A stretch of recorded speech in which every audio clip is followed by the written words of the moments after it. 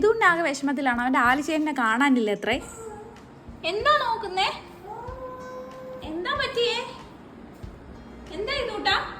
ഇതാണ് പറ്റിയതേ. എന്താ? ചേട്ടാ അവിടെ പോയി.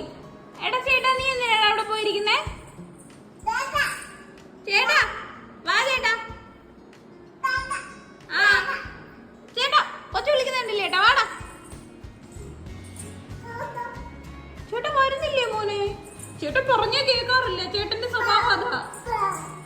അങ്ങോട്ട് വിളിച്ച ചേട്ടൻ ഇങ്ങോട്ട് പോവും. അതാണ് ചേട്ടൻ. ബാ ദേ അനിയനെ അങ്ങോട്ട് മേളിലോട്ട് കയറ്റിക്കാതെ നീ ഇങ്ങോട്ട് വന്നേയാലും. ആ ആ ഒരു കാലെടുത്ത് വെച്ചനിയൻ. ആ ആ ഓ ഓ ഓ അപ്പൊ ചേട്ടാ വാടോ ചേട്ടാ.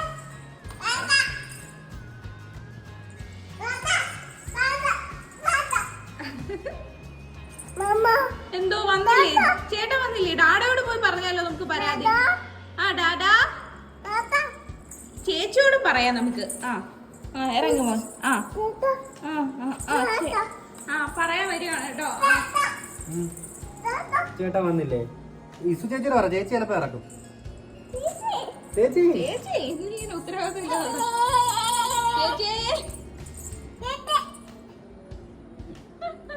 ചേച്ചി നീ കേട്ടോ? ആല് മണ്ടേ കയറി ഇരിക്കാന്ന്. സമാധാനമില്ല എന്നെ കൊണ്ട്. ചേട്ടാ ഒന്ന് ഇറങ്ങി വാളോ. ഞാൻ വരാന്ന്.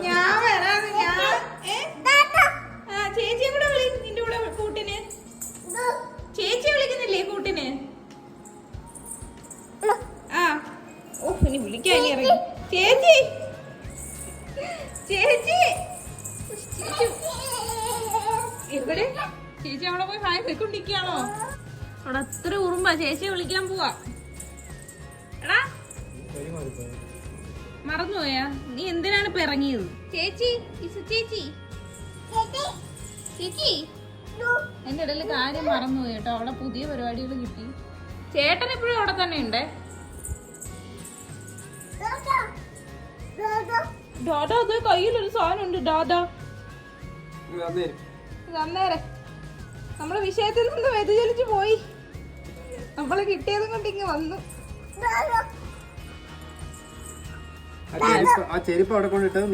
ഇതൊന്നും തന്നെ സമ്മതിക്കുന്ന ഒരു പ്രശ്നമല്ല എന്ന് വിചാരിച്ചിട്ട് നമ്മൾ ഇത് അവിടെ കിടന്ന് ബോൾ കളിക്കുകയാണ്.